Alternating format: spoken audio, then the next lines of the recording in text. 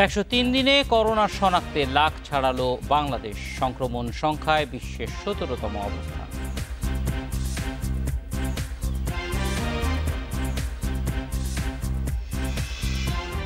করোনায় নমুনা পরীক্ষার রিপোর্ট মিলছে না ১০ দিনেও, অনলাইনে সিরিয়াল নিয়েও অভিযোগ।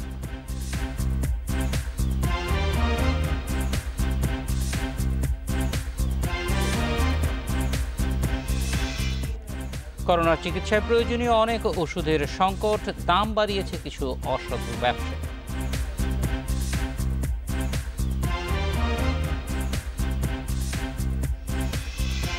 স্বাগত বিরতিহীন রাত ৯টায় বাংলাদেশে। শুনছিলেন শিরোনাম, এবার বিস্তারিত। দেশের ১০৩তম দিনে করোনা শনাক্তের সংখ্যা ছাড়ালো ১ লাখ।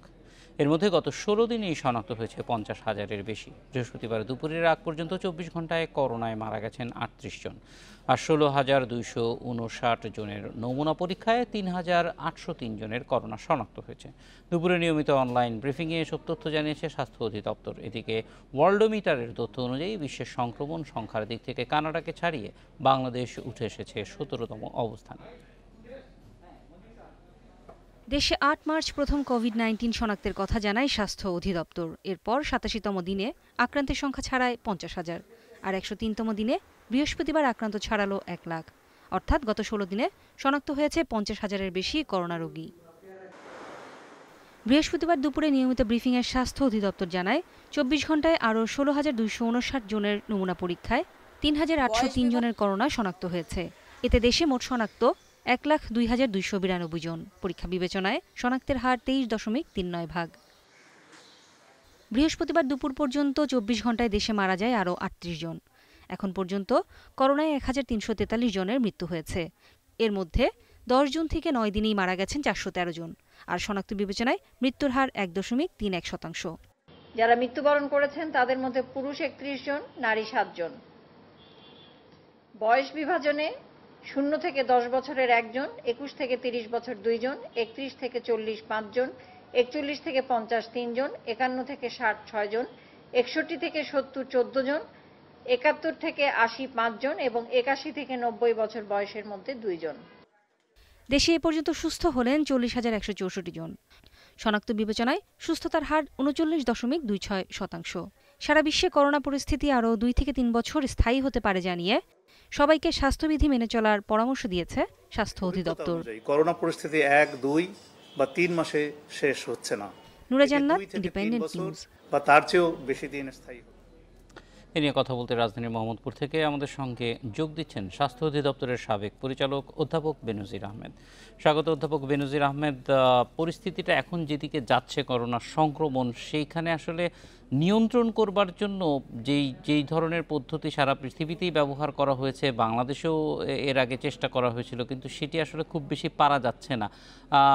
ফলে এখন এটি কিভাবে ব্যবস্থাপনাটা হবে, নিয়ন্ত্রণের চেষ্টাটা অব্যাহত রাখা হবে কিভাবে? না, ধন্যবাদ। আসলে আমরা কাজগুলো ঠিক মতো করতে পারিনি। আর সাধারণত এই এপিডেমিক বা প্যান্ডেমিকের সময় তার একটু আগে আগে ব্যবস্থাগুলো নিতে হয় প্রতিরোধমূলক। মানে হওয়ার পরে আমরা যদি করতে চাই তাহলে আসলে কিন্তু ভালো করা যায় না। সেটা আমরা বারবার প্রমাণ পাচ্ছি। এখনো কিন্তু সেই অবস্থাটা সৃষ্টি হয়েছে। আমরা যেটা এখন লাল, সবুজ, হলুদ প্রতিরোধ ও নিয়ন্ত্রণ কার্যক্রমের কথা বলছি, এখানেও কিন্তু আমরা একটু পিছিয়ে পিছিয়ে আসছি। দেখুন, অনেক সময় লাগছে। ইতিমধ্যে তো রোগটা তো বসে থাকবে না, তো ছড়াতেই থাকবে। সুতরাং এখন খুব জরুরি ভাবে আমাদের যতগুলো হটস্পট আছে লাল এবং হলুদ অঞ্চলগুলোতে, সেখানে একযোগে যদি আমরা ওখানে এই সংক্রমণটা নিয়ন্ত্রণ করতে পারি, তাহলে কিন্তু এটা আমরা ৩, ৪, ৫ মাসের মধ্যে আমি বলছি নিয়ন্ত্রণে আনতে পারি। আমরা পুরোপুরি যদি নির্মূল নাও করতে পারি, যদি ২০০-৪০০ লোক আক্রান্ত হয়, যদি আমরা এটা মাত্র কিছু অঞ্চলে সীমাবদ্ধ রাখতে পারি, তাহলে কিন্তু আমরা বাংলাদেশের জন্য অনেক ক্ষতি না করে আমরা এটা নিয়ন্ত্রণ করতে পারবো। এখন যে সমস্যাটা দেখছি, একটা হলো যে এই জোনগুলো চিহ্নিত করতে সময় লাগতেছে। তা আমার মনে হয় এখানে রোগীদের যে ঠিকানা, সেই ঠিকানা ধরে বিভিন্ন পাড়া মহল্লায় তাদের যে প্রতিস্থাপন করে একটা ম্যাপ তৈরি করা, এখানে বোধহয় কিছু ঘাটতি আছে। অনেকে হয়তো ঠিকমতো ঠিকানাটা দেননি, অথবা অনেক সময় যারা নমুনা সংগ্রহ করেছে তারা ঠিকমতো ঠিকানাটা নেননি, তার ফলে কিছু একটা মনে হচ্ছে দেরি হওয়ার তাছাড়া তো আর কারণ জানি না। পাশাপাশি আরেকটা জিনিস যেটা ঘাটতি মনে হচ্ছে আমার, সেটা হলো এখানে জনস্বাস্থ্য বিশেষজ্ঞ দল কাজ করতে হবে এই জায়গাগুলোতে, তাদের কাজটাই কিন্তু মুখ্য। বাকি যে মুভমেন্ট রেস্ট্রিকশন অর্থাৎ লকডাউন যেটা আমরা বলছি, এটা কিন্তু মাত্র ওই এলাকা থেকে অন্যখানে যেন সংক্রমণ কেউ না নিয়ে যেতে পারে, মাত্র এইটুকু ভূমিকা পালন করবে, যেটা আগেও হয়েছে।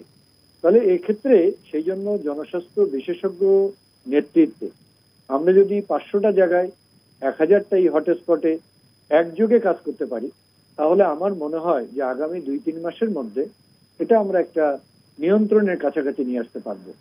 সেই জায়গায় আমার মনে হচ্ছে স্বাস্থ্য অধিদপ্তর বা মন্ত্রণালয় যে বিশাল করে কাজ করবে, অর্থাৎ অনেক বিশেষজ্ঞ দল তৈরি করবে জনস্বাস্থ্যের, সেই জায়গাটা কিন্তু আমরা ঘাটতি দেখছি। আপনি যদি পূর্ব রাজাবাজারের ঘটনাটা দেখেন, এখানে কিন্তু অনেক রোগী পাওয়া যাচ্ছে। তাহলে আমার মনে হয় এখানে জনস্বাস্থ্য বিশেষজ্ঞরা যদি অনেক বেশি সার্ভে করতো, অনেক বেশি টেস্ট ট্রেসিং করতো, তাহলে হয়তো আরো আমরা রোগী পেতাম। এই রোগী পাওয়ার আরেকটা অর্থ হচ্ছে যে এই রোগীগুলোকে যদি এখন ঠিকমতো আইসোলেশন করা যায়, তাহলে তার থেকে আর সংক্রমণ হবে না। তাহলে এইরকম অনেক রোগী থেকে যদি আমরা সংক্রমণের হার কমিয়ে দেই, তাহলে কিন্তু আমরা এটা নিয়ন্ত্রণ করতে পারবো, এবং সেটাই করা উচিত। কিন্তু এই জায়গাটায় আমার মনে হচ্ছে প্রস্তুতির ঘাটতি, পরিকল্পনার ঘাটতি, এইটা আমাদের কাছে প্রতিভাত হচ্ছে, এবং তাদের নেতৃত্বে স্থানীয় জনগণকে যে সম্পৃক্ত করা, সেটাও কিন্তু ঘাটতি রক্ষিত হচ্ছে। আমরা যাচ্ছি আইন প্রয়োগের দিকে, তাদেরকে না বুঝিয়ে তাদের জোর জবরদস্তি করে, এইটা কিন্তু আসলে ঠিক জনস্বাস্থ্যে যায় না। জনস্বাস্থ্য বলে জনগণকে সম্পৃক্ত করে কাজ করা, যার খুব উজ্জ্বল উদাহরণ আমাদের বাংলাদেশি ইপিআই এর সাফল্য। এটা কিন্তু আমরা লোকজনকে জবরদস্তি করি না যে আপনার বাচ্চাকে টিকা নেই, বরঞ্চ জনগণ এটাতে এমন সম্পৃক্ত হয়ে গেছে যে মায়ের গর্ভস্থ সন্তান যখন ভূমিষ্ঠ হয়নি তার আগেই মা পরিকল্পনা করেন, আমাদের স্বাস্থ্য সহকারীকে টেলিফোন দেন যে আমার বাচ্চার টিকা নিতে যাব, কোথায় যাব। এটা হলো জনসম্পৃক্ততা। তা আমার মনে হচ্ছে এই জায়গায় একটু ঘাটতি আছে। এটা যেহেতু আমাদের আসলে এক ধরনের সর্বশেষ প্রচেষ্টা, এবং সরকার যেহেতু এটাকে গুরুত্ব দিচ্ছে, আমি মনে করি এই জায়গাগুলোতে একটু রিসাফল করে, একটু ফাইন টিউনিং করে আমরা যেন এই পদ্ধতিতে সফল হই, এই লাল সবুজ কার্যক্রমে সফল হই, আমি মনে করি এটাই এখন খুবই গুরুত্বপূর্ণ। অনেক ধন্যবাদ আমাদের সঙ্গে যোগ দেওয়ার জন্য। করোনা পরীক্ষার জন্য নমুনা দিয়ে 10 দিনেও পাওয়া যাচ্ছে না পরীক্ষার রিপোর্ট, অনলাইনেও সিরিয়াল পাচ্ছেন না অনেকে। স্বাস্থ্য অধিদপ্তর বলছে পরীক্ষা প্রক্রিয়ার সাথে জড়িতদের অনেকেই করোনায় আক্রান্ত হয়, কিছু ক্ষেত্রে বিচ্যুতি ঘটছে, তবে পরীক্ষার পজিটিভ রিপোর্ট 48 ঘন্টার মধ্যে জানানো হয় বলে তাদের দাবি। দেশে করোনায় আক্রান্তের সংখ্যা 1 লাখ ছাড়িয়েছে, বেড়েছে নমুনা পরীক্ষার সংখ্যাও। তবে নমুনা দিতে এসে ভোগান্তিতে পড়ছেন অনেকেই।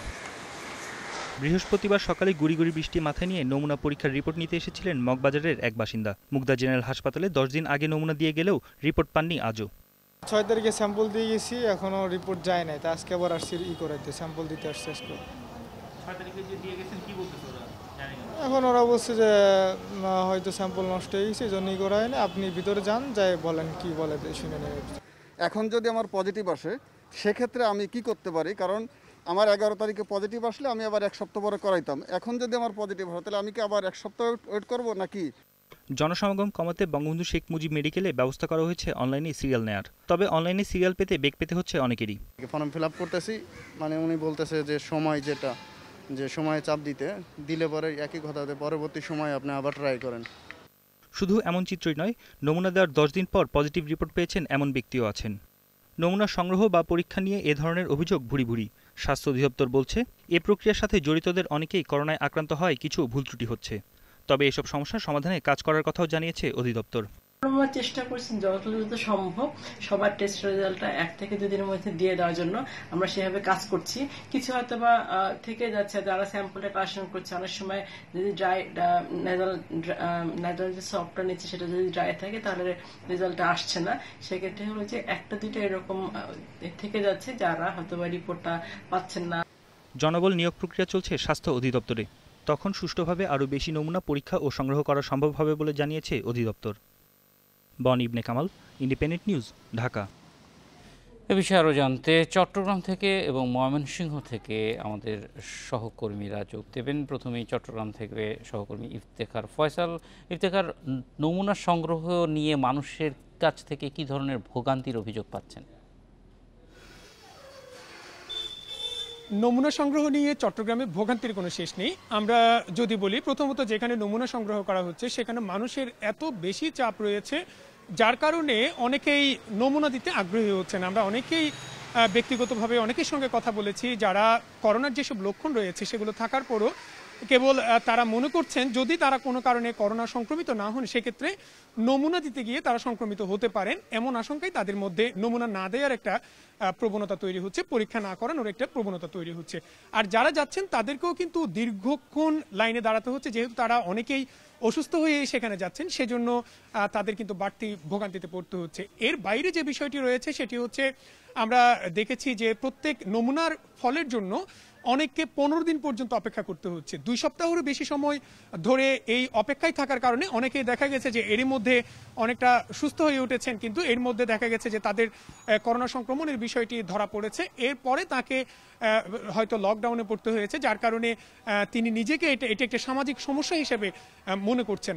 এবং দেরিতে ফল পাওয়ার কারণে আরও অধিক পরিমাণে মানুষ, বিশেষ করে যারা পরিবারে একই সঙ্গে থাকেন, তাদেরও সংক্রমিত হওয়ার ঝুঁকি অনেক বেশি বেড়ে যায় বলে আমাদেরকে এখানকার স্বাস্থ্য কর্মকর্তারাও এটি জানিয়েছেন। আরেকটি বিষয় হলো, আমরা দেখেছি বিশেষ করে যে যারা স্বপ্রণোদিত হয়ে নমুনা দিতে যাচ্ছেন তারা তো রয়েছেনই, কিন্তু যারা প্রথমবার করোনা সংক্রমিত হন কিন্তু তাদের যে দ্বিতীয়বার যে পরীক্ষা, সেই পরীক্ষাটি একেবারেই করা হচ্ছে না। যখনই আমরা দেখেছি কোনো করোনা সংক্রমিত ব্যক্তি দ্বিতীয়বার পরীক্ষার জন্য তারা সেখানে গেছেন, তখন তাদেরকে বলা হচ্ছে যদি আপনি সুস্থ অনুভব করেন সেক্ষেত্রে আপনার পরীক্ষা করানোর প্রয়োজন নেই, এমনটি তারা বলছেন। যার কারণে অনেকের মধ্যে শঙ্কা যেমন রয়ে গেছে, অনেকে আবার নিজেদের কর্মস্থলে কিন্তু যোগ দিতেও তাদেরকে সমস্যা হচ্ছে তাদের নেগেটিভ যে সার্টিফিকেট সেটা না থাকার কারণে। তো সব মিলিয়ে বলা যায় চট্টগ্রামে নমুনা নিয়ে বিভিন্ন ধরনের আসলে ভোগান্তিতে মানুষ রয়েছে এবং বাড়তি চাপ রয়েছে। আমি যদি চট্টগ্রামের কেবল বিআইটিআইডির একটা কথা বলি, সেখানে প্রায় 250-র মতো নমুনা পরীক্ষা করা যায়, কিন্তু প্রতিদিন সেখানে 600-র মতো নমুনা যাচ্ছে, যার কারণে এই জটটা তৈরি হয়েছে। এই জট কাটানোর জন্য আমরা একটু ময়মনসিংহে যাব, সেখানে আছেন সহকর্মী আবু সালে মুসা। মুসা, একটু জানতে চাই যে ময়মনসিংহে 2 দিন যাবত পিসিআর মেশিন বন্ধ আছে, কি কারণে বন্ধ আছে এবং এটি আবার চালু হবে কবে, এই ব্যাপারে কর্তৃপক্ষ কি বলছে?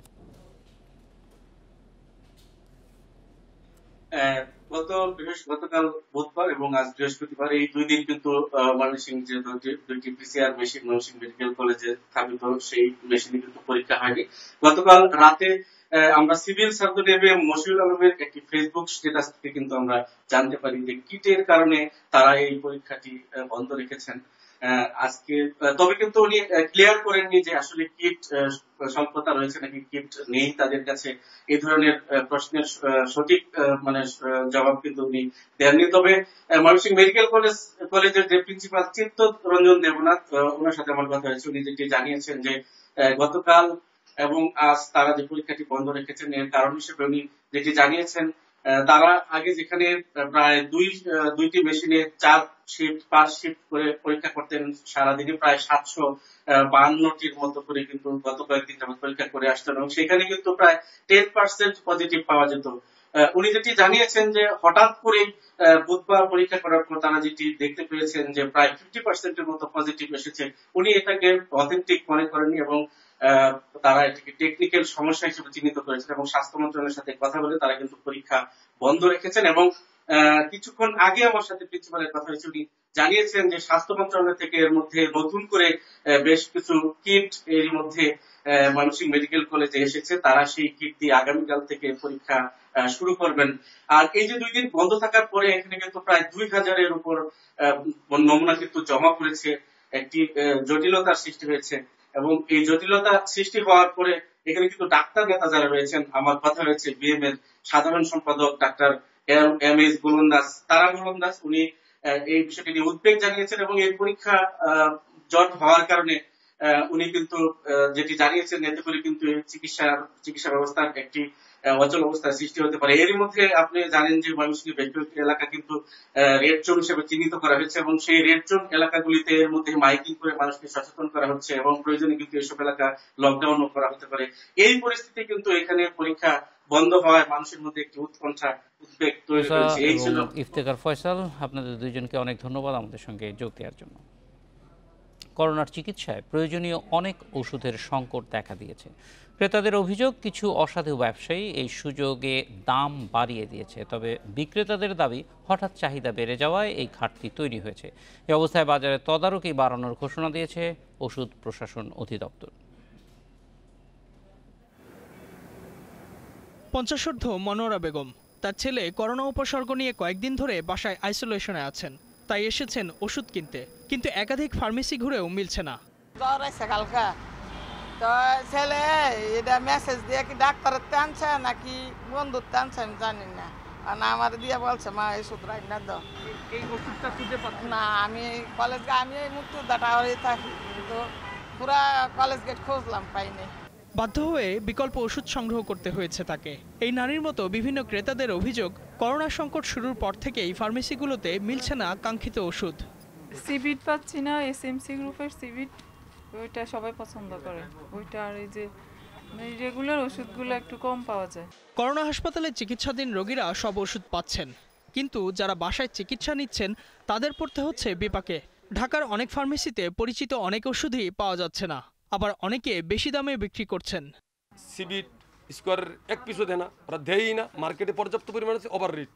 ডক্সিসাইক্লিন সব কোম্পানির আছে মার্কেটে, ওভার রেট, কিন্তু আমরা দিতে পারতেছি না। আমরা প্রতিদিন অর্ডার দিচ্ছি, বাট আমাদেরকে মাল দিতে পারতেছে না। ওরা বলতেছে শর্ট সাপ্লাই। কেন শর্ট সাপ্লাই হচ্ছে এটার জবাব তো আমরা নিতে পারতেছি না কোম্পানির কাছ থেকে। ধরুন লাগবে এক পাতা, 3 পাতা কিনতেছে, মানে এইভাবে করে এই প্রোডাক্টের যে চাহিদাগুলো এর চেয়ে মানে মার্কেটে মানে শর্ট পড়ে যেতেছে। ওষুধের পাশাপাশি জীবাণুনাশক হ্যান্ড স্যানিটাইজারের দামও বেড়েছে। এছাড়া শ্বাসকষ্টের জন্য ব্যবহৃত নেবুলাইজার মেশিনের দাম বেড়েছে 500 থেকে 1000 টাকা পর্যন্ত। এসব দেখভালের দায়িত্বে থাকা ওষুধ প্রশাসন অধিদপ্তর অবশ্য স্বীকার করছে কিছু ওষুধের সরবরাহ ঘাটতির কথা। শর্টেজ আছে কিছু, আমরা আমরা চেষ্টা করছি এগুলোর সাপ্লাইয়ের জন্য ঠিকঠাক মতো থাকে। আমরা প্রতিনিয়ত চেষ্টা করছি, হয়তো কোনো সময় শর্ট হয়, আবার যখন সাপ্লাইটা যায় তখন আবার চলে আসে, কিন্তু এগুলোর সারা দেশব্যাপী কোনো শর্টেজ নাই। আমাদের সাপ্লাই, আমাদের প্রোডাকশন এবং সাপ্লাই চেন এখন পর্যন্ত ইনট্যাক্ট আছে এবং এই পরিস্থিতি আমরা মোকাবেলা করতে পারবো।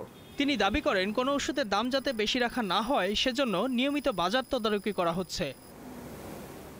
Ijazur Rahman, independent news, Dhaka.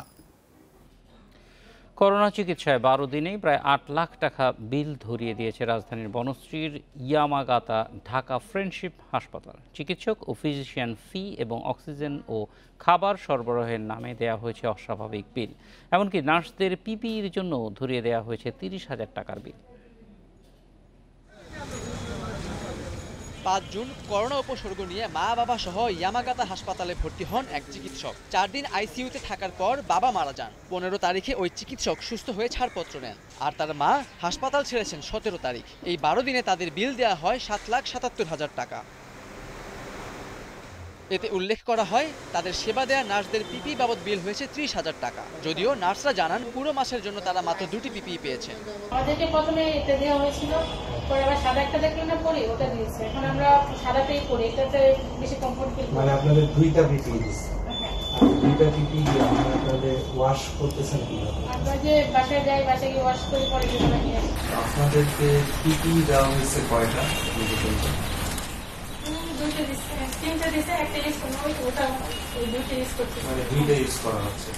প্রতি ঘন্টা অক্সিজেনের সরবরাহের জন্য ধরা হয় 300 টাকা করে। এতে 534 ঘন্টায় বিল 1,60,000 টাকা। আর বিশেষজ্ঞ চিকিৎসক ও ফিজিশিয়ান ফি বাবদ নেওয়া হয়েছে প্রায় 1 লাখ টাকা। এছাড়া ল্যাব টেস্টের নামে 1,15,000 টাকা এবং মোট বিলের উপর সার্ভিস চার্জ নেওয়া হয়েছে আরও প্রায় 71,000 টাকা। আমাদেরকে যে বিলটা দেওয়া হয়েছে, এই বিলটাতে আমরা অনেক অসঙ্গতি আমরা লক্ষ্য করেছি। এর মধ্যে সবচেয়ে বড় ব্যাপার হচ্ছে আমাদের টোটাল যে বিলটা করা হয়েছে, এটা আমাদের 3 জনের 7,77,000 টাকার মতো একটা বিল করা হয়েছে, যেটা আমাকে পরে বলা হয়েছে যে আমাকে হয়তো 10% ডিসকাউন্ট দেওয়া হবে, দিয়ে এটা 7 লাখ করা হবে, যেটা আমাদের অনেক অত্যাধিক বিল মনে হয়েছে। হাসপাতাল কর্তৃপক্ষের দাবি, করোনার এই সময় চিকিৎসক থেকে শুরু করে নার্সদের বেতন বৃদ্ধি, বাড়তি দামে অক্সিজেন সিলিন্ডার কেনা সহ অন্যান্য খরচ বাড়ায় এমন বিল হয়েছে। যে ডক্টরদের আমাদের এখানে স্যালারি ছিল তাদেরকে এই সিচুয়েশনে, রিস্কি সিচুয়েশনে কাজ করার জন্য প্রত্যেককে রিস্ক অ্যালাউন্স দিতে হবে। সত্যি কথা বলতে অনেক কষ্টে ভোকাল দিয়ে কাউন্সিলিং করে তাদের সাথে আলাপ করে বুঝায় গায়ে মাথায় হাত বোলায় তাদেরকে স্যালারি ইনক্রিমেন্ট করে তাদেরকে এক্সট্রা ভাতা দিয়ে এগুলো করাতে হচ্ছে। এটা আপনি বলতে পারেন যে আপনি অন্যদের চেয়ে বেশি নিচ্ছেন কেন, ঠিক আছে, এটা আমার একার সিদ্ধান্ত না, এটা হসপিটালের ডিসিশন। পুরো বিষয়টি গণমাধ্যমে আসলে মোট 7,77,000 টাকা বিলের মধ্যে 1,77,000 টাকা কম রাখা হয়। Khaled Raihan, independent news, Dhaka.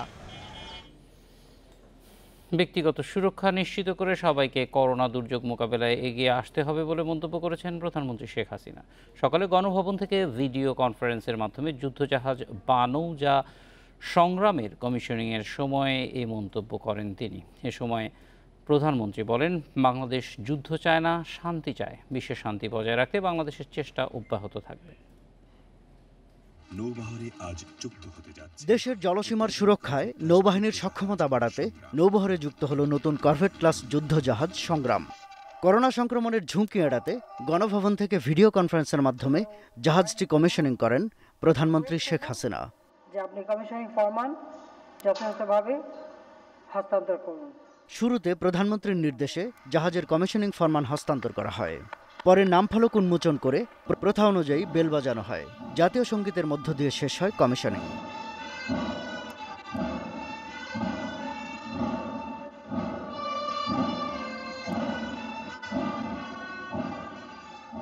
কমিশনিংয়ের সময় দেওয়া বক্তব্যে বিশ্বের করোনা পরিস্থিতির কথা উল্লেখ করেন প্রধানমন্ত্রী।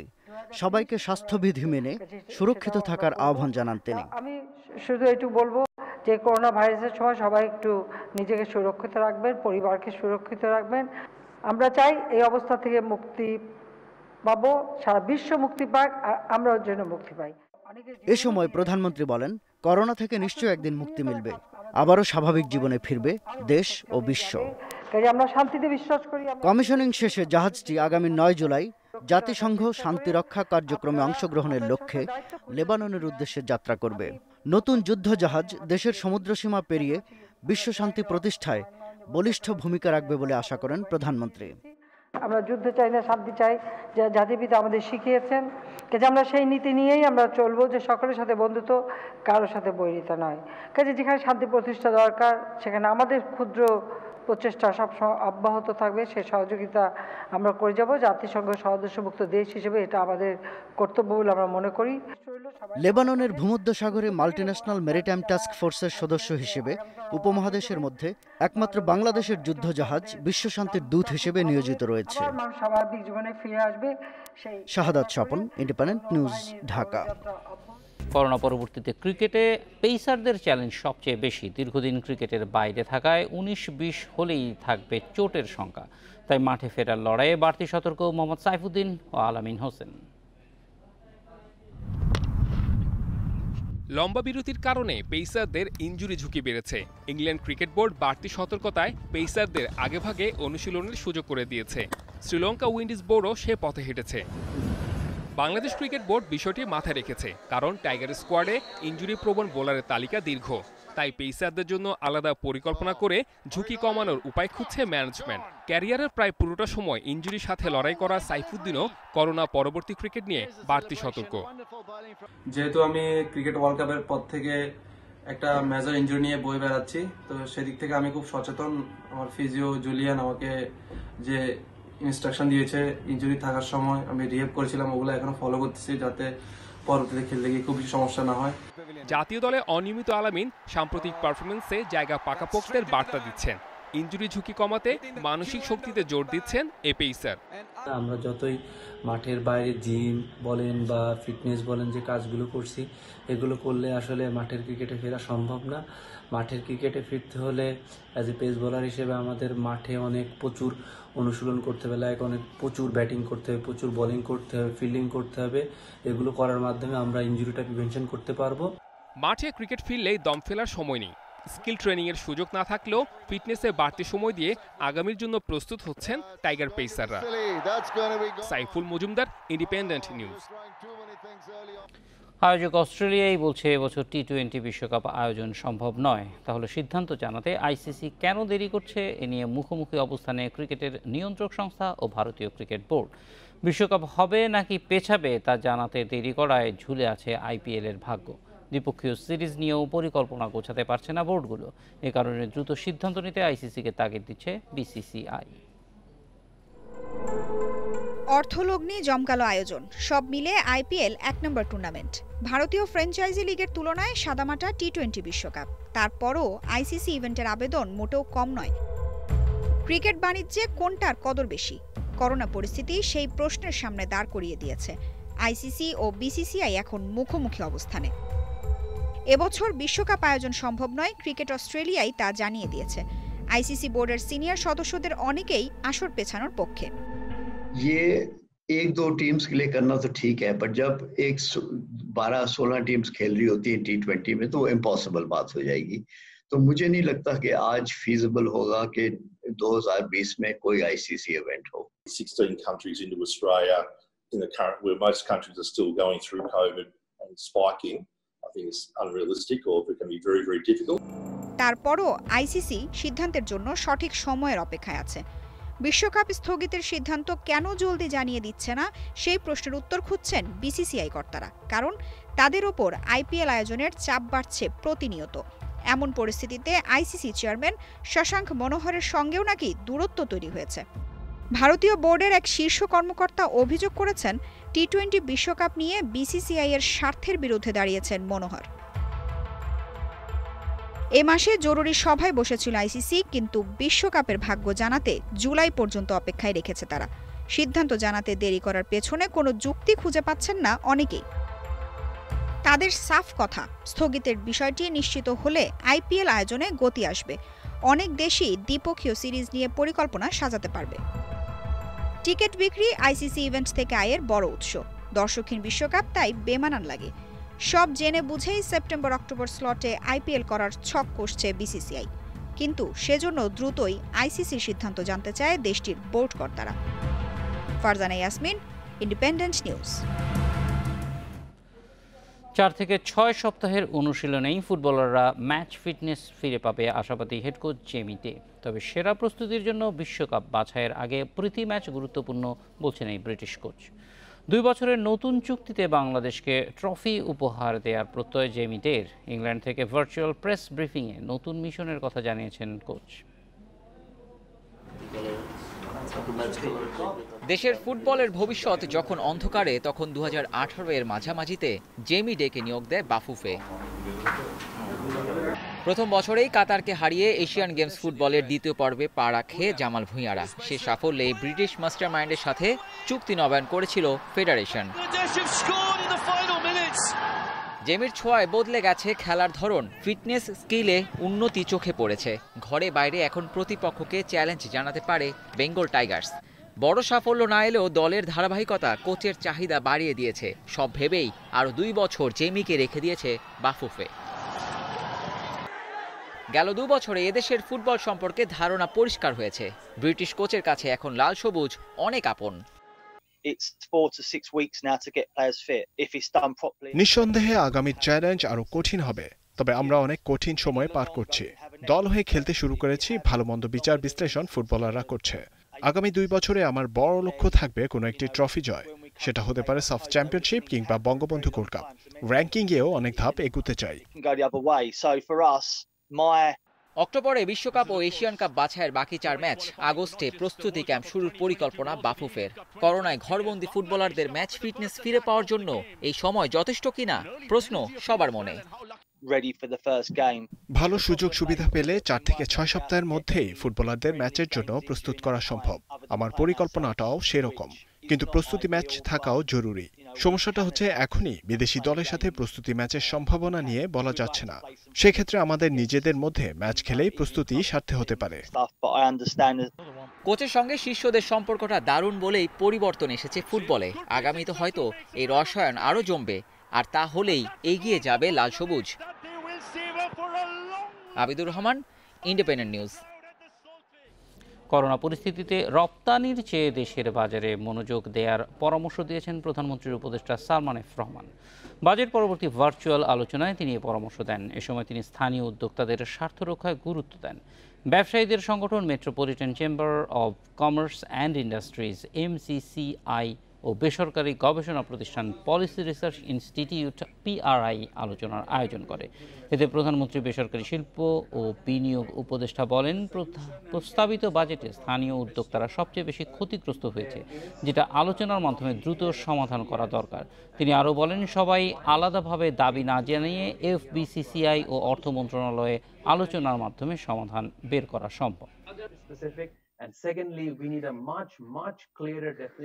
The private sector, we have to shift from our export now to the domestic market. বর্তমান পরিস্থিতিতে আমাদের বেসরকারি খাতের উদ্যোক্তাদের রপ্তানির বদলে স্থানীয় বাজারের দিকে মনোযোগী হতে হবে। দুর্ভাগ্যজনকভাবে বাজেটের কারণে স্থানীয় উদ্যোক্তারা সবচেয়ে বেশি ক্ষতিগ্রস্ত হয়েছে। MCCI, BGMEA, চট্টগ্রাম চেম্বার সহ নানা সংগঠন আলাদাভাবে তাদের দাবি না জানিয়ে অর্থমন্ত্রী, NBR চেয়ারম্যান, আর্থিক প্রতিষ্ঠানের সচিব সহ সংশ্লিষ্ট সকলের সঙ্গে বসে আলোচনার মাধ্যমে সমাধান করতে হবে। এক্ষেত্রে সামগ্রিক বিষয় না গিয়ে বেসরকারি উদ্যোক্তাদের জন্য কি কি দরকার তাতে গুরুত্ব দেওয়া প্রয়োজন। Articulated properly, I think, rather than I would say that we should now concentrate more on what needs to be done for the private sector than on the macro budget situation. স্বাস্থ্য সুরক্ষার ব্যবস্থা রেখে এবার সারা দেশে কোরবানির পশুর হাটগুলো পরিচালনা করা হবে। স্বাস্থ্যবিধি রক্ষায় কমানো হবে হাটের সংখ্যা, এমন কথাই জানিয়েছে স্থানীয় সরকার মন্ত্রী। এদিকে এবছর পর্যাপ্ত পশু থাকায় ভারত থেকে কোনো পশু আমদানি হচ্ছে না বলে জানিয়েছেন মৎস্য ও প্রাণী সম্পদ মন্ত্রী। করোনা সংক্রমণের কারণে এবার ঈদুল ফিতর উদযাপিত হয়েছে অনেকটা ঘরবন্দি অবস্থায়। তবে ঈদুল আজহায় থাকে পশু কেনা ও কোরবানি, আর পশুর হাটে ব্যাপক জনসমাগম হয় বলে এ নিয়ে এখন থেকেই ভাবছে সরকার। তাই আসছে ঈদুল আজহায় জনস্বাস্থ্যকে গুরুত্ব দেওয়া হবে বলে জানিয়েছেন সংশ্লিষ্টরা। দেশের কোথাও স্বাস্থ্যবিধি ভঙ্গ করে কোনোভাবেই পশুর হাট বসানো হবে না বলে জানিয়েছেন স্থানীয় সরকার মন্ত্রী। পশুর হাটে স্বাস্থ্যবিধি অনুসরণ করতে সরকার স্থানীয় প্রশাসন ও আইনশৃঙ্খলা বাহিনীকে সর্বাত্মকভাবে কাজে লাগাবে বলে জানান তিনি। স্বাস্থ্যবিধি মানতে ছোট ছোট হাটগুলো বসানো হবে না, লোকালয় থেকে দূরে এবং অপেক্ষাকৃত বড় জায়গায় অস্থায়ী পশুর হাট বসানোর উদ্যোগ নেওয়া হয়েছে বলেও জানান তাজুল ইসলাম। ডিস্টেন্স মেনটেন করে করার জন্য বলা হয়েছে, পশুরাদেরকে প্রদর্শনের জন্য উত্থাপন করা হয়, সেগুলোর জন্য সোশ্যাল ডিস্টেন্স করে মেনটেন করে করা হয় এবং হেলথ কোডগুলো মেনে চলা হয়। এই সমস্ত নির্দেশনা আমাদের মন্ত্রণালয় থেকে দেওয়া হচ্ছে। এদিকে ঈদুল আজহাকে কেন্দ্র করে ভারত থেকে বৈধ বা অবৈধভাবে কোনো পশু আনার প্রয়োজন নেই বলে জানিয়েছেন মৎস্য ও প্রাণী সম্পদ মন্ত্রী। তিনি জানান, গত বছরের মতো এবারও ভারত থেকে কোনো পশু আমদানি করা হবে না। কোরবানির জন্য যে সংখ্যক গরু, মহিষ, ছাগল, ভেড়া প্রয়োজন তার চেয়ে অনেক বেশি পশু দেশি আছে বলেও জানান তিনি। আসন্ন ঈদুল আজহায় যে পরিমাণ প্রাণীর প্রয়োজন হবে, যদি স্বাভাবিকভাবে মানুষ কোরবানির জন্য প্রাণী সংগ্রহ করেন, যা দরকার তার চেয়ে অনেক বেশি উৎপাদিত প্রাণী রয়েছে। কোনোভাবেই ভারত থেকে বৈধ অবৈধ কোনো উপায় প্রাণী আসতে হবে না। স্বাস্থ্যবিধি মেনে কোরবানির পশু সংগ্রহ, বিক্রি এবং পরিবহনের লক্ষ্যে সব প্রস্তুতি নেওয়া হয়েছে বলেও জানান মৎস্য ও প্রাণী সম্পদ মন্ত্রী। Hasif Mahmud Shah, independent news, Dhaka. করোনার মধ্যেও সুখবর আসছে দেশের মাছ উৎপাদনে। গবেষকরা বলছেন, দীর্ঘ ছুটিতে মাছ ধরা কম ও নদ নদীর পানির দূষণের মাত্রা কমায় এবার ইলিশ উৎপাদনে রেকর্ড হওয়ার আশা। এ ধারা অব্যাহত রাখতে জেলেদের সহায়তা করা সহ নানা উদ্যোগের কথা জানাচ্ছে মৎস্য ও প্রাণী সম্পদ মন্ত্রী। ভোলার জেলেপল্লিতে তেমন ব্যস্ততা নেই। একদিকে করোনা আতঙ্ক, অন্যদিকে 20 থেকে 23 জুলাই পর্যন্ত 65 দিন মাছ শিকারে সরকারি নিষেধাজ্ঞা, তাই ইলিশ ধরায় তোড়জোড় নেই। একই চিত্র লক্ষ্মীপুর সহ উপকূলীয় অনেক এলাকায়। যে 2 মাস অভিযান দিয়েছে সরকার, এই 2 মাস করোনা লইয়া কোস্টগার্ড ম্যাজিস্ট্রেট ব্যস্ত ছিল। গতবার তো 8,000, 6,000, 5,000 টাকার মাছ, এবার কোনো মাছ পেলাম, এবার মাছ নাই, গাঙ্গে থেকে আইসা করছি। গবেষকরা বলছেন, করোনা ভাইরাসের সংক্রমণ রোধে টানা 66 দিন বন্ধ ছিল নৌপথে যান চলাচল। নদী তীরের কারখানা বন্ধ থাকায় দূষণ কমেছে আগের চেয়ে কম। এবার অনেক এলাকায় লকডাউন করায় মাছ শিকারে যেতে পারেনি জেলেরা। এতে নির্বিঘ্নে বংশবিস্তারের সুযোগ পেয়েছে মা মাছ। এসব দিক বিবেচনায় ইলিশ উৎপাদনে আশার আলো দেখছেন তারা। আমাদের অনেক জেলে সম্প্রদায়ের প্রতিনিধি এবার নদীতে এবং অন্যান্য অভ্যন্তরীণ উন্মুক্ত জলাশয়ে মাছ ধরা থেকে অনেকাংশে বিরত ছিল। এবার নদী দূষণ কিন্তু কম্পারেটিভলি কম হয়েছে, তার সুফল আমরা এবার পাবো আশা করি। বিশেষ করে আমি যদি ইলিশের কথা বলি, এবার ইলিশের জাটকা নিধন অন্যান্য বছরের চেয়ে অনেক কম হওয়ার কারণে এবার ইলিশের উৎপাদন বাড়বে বলে আমরা আশা করছি।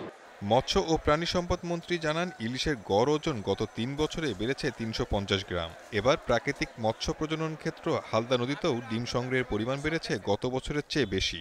দেশের চাহিদা মিটিয়ে রপ্তানির উদ্দেশ্যে মাছের প্রজনন ও জাত বাড়ানোর ওপর জোর দেওয়া হচ্ছে। ইলিশের যেহেতু বিশ্বব্যাপী বাংলাদেশের যে ইলিশের গৌরবোজ্জ্বল অবস্থাটা, এটা ধরে রাখার জন্য আমাদের পরিকল্পনা রয়েছে। এই পরিকল্পনা কোনোভাবে এডহক ভিত্তিক পরিকল্পনা না, এই পরিকল্পনা সবসময় আমাদের কার্যকর থাকবে। দেশের চাহিদা মিটিয়ে দেশের বাইরেও ইলিশ রপ্তানি করার মতো অবস্থা হতে পারে, এটা আমরা আশাবাদী।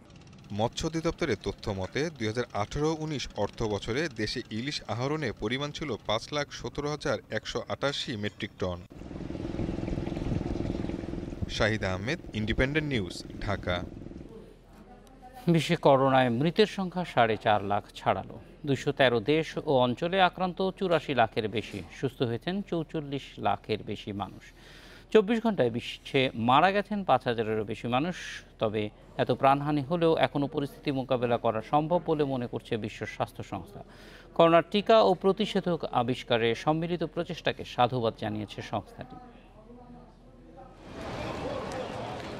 মঙ্গলবার একদিনের মৃতের সংখ্যা হাজারের নিচে থাকলেও বুধবার ব্রাজিলে ফের বেড়েছে প্রাণহানি। নতুন 1209 জন সহ সেখানে মৃতের সংখ্যা 46,500। নতুন শনাক্ত 31,000-এর বেশি। এ নিয়ে দেশটিতে আক্রান্তের সংখ্যা ছাড়ালো 9,60,000। এমন পরিস্থিতিতেও ব্রাজিলে ধীরে ধীরে শিথিল হচ্ছে কড়াকড়ি। এতে সংক্রমণের হার আরও বাড়ার আশঙ্কা করা হচ্ছে। একদিনে প্রাণহানির দিক থেকে বিশ্বের দ্বিতীয় অবস্থান যুক্তরাষ্ট্রের। নতুন করে 8 শতাধিক মৃত্যু নিয়ে সেখানে এ পর্যন্ত প্রাণহানি প্রায় 1,20,000। ভারতে 24 ঘন্টায় নতুন করোনা শনাক্ত 13,000-এর বেশি, মারা গেছেন 341 জন। এ নিয়ে দেশটিতে প্রাণহানি ছাড়িয়েছে 12,000। একদিনে 118 জনের মৃত্যু হয়েছে পাকিস্তানে। মোট মৃত 3,000-এর বেশি। দেশটিতে আক্রান্তের সংখ্যা ছাড়িয়েছে 1,60,000। করোনা মোকাবিলায় অ্যান্টিবডি পরীক্ষা শুরু করেছে রাশিয়া। মস্কোর 1.5 লাখেরও বেশি বাসিন্দা অংশ নিয়েছেন এই কার্যক্রমে। বুধবারও সেখানে আক্রান্ত হয়েছে 7,800-র বেশি, মৃত্যু হয়েছে প্রায় 200 জনের। মেক্সিকোতে মারা গেছেন 750-র বেশি মানুষ। এ নিয়ে দেশটিতে প্রাণহানি ছাড়ালো 19,000। নতুন 4,900 জন সহ মোট আক্রান্ত 1.5 লাখের বেশি। সংক্রমণ নিয়ন্ত্রণে নমুনা পরীক্ষার সংখ্যা বাড়িয়েছে দেশটি। প্রতিদিন করোনা আক্রান্তের সংখ্যা বাড়লেও এখনও সংকট উত্তরণ সম্ভব বলে মনে করছে বিশ্ব স্বাস্থ্য সংস্থা। সংস্থাটির মহাসচিব বলেন, সব দেশের সম্মিলিত প্রচেষ্টায় এই সংকট মোকাবিলা সম্ভব। এ সময় যুক্তরাজ্যের ডেক্সামেথাসোন ওষুধের প্রাথমিক সফলতাকে সাধুবাদ জানান তিনি। ইতালিতে বার্ষিক পরীক্ষা দিতে শ্রেণীকক্ষে ফিরেছে হাই স্কুলের 35,000 শিক্ষার্থী। পরিস্থিতির উন্নতি হওয়ায় মৌখিক পরীক্ষার সিদ্ধান্ত নিয়েছে সরকার। তবে সংক্রমণ রোধে সেপ্টেম্বর পর্যন্ত বন্ধ থাকছে শিক্ষা প্রতিষ্ঠান। 3 ধাপে কড়াকড়ি শিথিলের সিদ্ধান্ত নিয়েছে কিউবা। 3 মাস লকডাউনের পর আজ থেকে খুলছে হোটেল, রেস্তোরাঁ। সংক্রমণ ও মৃত্যুর হার কম হলেও নভেম্বরের আগে পুরোপুরি স্বাভাবিক হচ্ছে না জনজীবন। এ পর্যন্ত দেশটিতে আক্রান্তের সংখ্যা 2,280 আর প্রাণহানি রয়েছে 100-র নিচে। Nusrat Jerin, independent news. সীমান্তে নতুন করে সংঘর্ষে না জড়াতে একমত হয়েছে চীন ও ভারত। দুদেশের পররাষ্ট্রমন্ত্রীদের মধ্যে ফোন আলাপে এ ঐকমত্য হয়। তবে লাদাখে সংঘর্ষে প্রাণহানির ঘটনা দ্বিপাক্ষিক সম্পর্কে নেতিবাচক প্রভাব ফেলবে বলে সতর্ক করেছেন ভারতের পররাষ্ট্রমন্ত্রী। এদিকে দ্বিতীয় দিনে দুদেশের মেজর জেনারেল পর্যায়ে বৈঠক চলছে। তবে সংঘাতপূর্ণ এলাকা থেকে এখনও পিছু হটেনি বেইজিং। সেপ্টেম্বরে বদলি নিয়ে হায়দ্রাবাদে ফেরার কথা ছিল ভারতীয় কর্নেল সন্তোষ বাবুর। এর আগে ফিরলেন বাড়িতে, তবে নিথর দেহে। বৃহস্পতিবার সামরিক মর্যাদায় তাকে চিরবিদায় জানান স্ত্রী, 4 বছরের সন্তান সহ কয়েক হাজার মানুষ। লাদাখে সেনা নিহতের জবাবে চীনা পণ্য বর্জনের সিদ্ধান্ত নিয়েছে ভারতীয় ব্যবসায়ী মহল। চীন বিরোধী বিক্ষোভ হয়েছে জম্মু কাশ্মীর, নয়াদিল্লি সহ বিভিন্ন শহরে। ভারতের সব নাগরিককে চীনা পণ্য বর্জনের আহ্বান জানাচ্ছি। চীন থেকে আমদানি করা ৩,০০০-এর বেশি পণ্য চিহ্নিত করেছি, যা বর্জন করার আহ্বান আমাদের। আর তা হলে সে দেশের ব্যবসায়িক লোকসান হবে $13 billion, which contains almost more than 3,000 products. যতক্ষণ চীনা সেনারা ভারতীয় ভূখণ্ড না ছাড়বে বিক্ষোভ চলতে থাকবে, পুরো দেশে তা ছড়িয়ে পড়বে এবং আরো ব্যাপক হবে। চীনের জানা দরকার ভারত বসে থাকবে না, এর সমুচিত জবাব দেবেই। হিমালয়ের 15,000 ফুট উঁচুতে ভারতীয় সেনাদের উপর লোহার রড, পাথর নিয়ে হামলা চালায় চীনা সেনারা। ভারতীয় সেনা কর্মকর্তার পাঠানো চীনা সেনাদের ব্যবহৃত ওইসব অস্ত্রের একটি ছবি প্রকাশ করেছে বিবিসি। এদিকে স্যাটেলাইটের ছবিতে দেখা গেছে গালওয়ান নদীর পানির প্রবাহে বাধা দেওয়ার চেষ্টা করছে চীন, যদিও নয়াদিল্লির সঙ্গে সংঘর্ষে না জড়ানোর কথা জানিয়ে আসছে বেইজিং। আশা করছি দুদেশের নেতাদের নেতৃত্বে বর্তমান পরিস্থিতি সামাল দেবে দুপক্ষই। সীমান্তে যৌথভাবে শান্তি ও স্থিতিশীলতা বজায় থাকবে বলে আমার বিশ্বাস, এবং দুদেশের দ্বিপাক্ষিক সম্পর্ক উন্নয়নে দৃঢ় ভূমিকা পালন করবেন তারা। ভারতের দাবি, গত সোমবার লাদাখের গালওয়ান উপত্যকায় সংঘর্ষে তাদের এক কর্নেল সহ 3 সেনা নিহত হন। পরে মারা যান গুরুতর আহত আরও 17 জন। তবে চীনের 43 সেনা হতাহতের খবরের বিষয়টি এখনও নিশ্চিত করেনি বেইজিং। সায়রা খান, ইন্ডিপেন্ডেন্ট নিউজ। এ ছিল বিরতিহীন রাত 9টায় বাংলাদেশে। ইন্ডিপেন্ডেন্ট টেলিভিশনের সব খবর বিস্তারিত জানতে চোখ রাখুন ফেসবুক, ইউটিউব, টুইটার।